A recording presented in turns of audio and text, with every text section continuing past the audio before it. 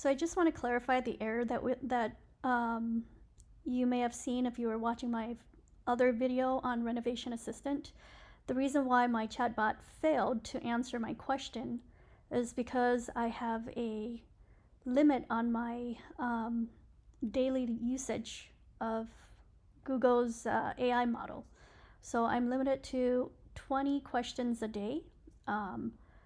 And hence, I can only service 20 requests a day. So that means, if one person has 20 questions, everybody else will be starved. They won't be able to ask their questions.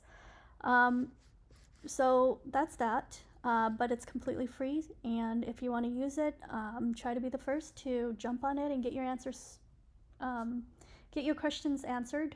Or try the next day to see if you're the first person to be able to use this service. But, it's a free service, so it's just, the price you pay for having something for free.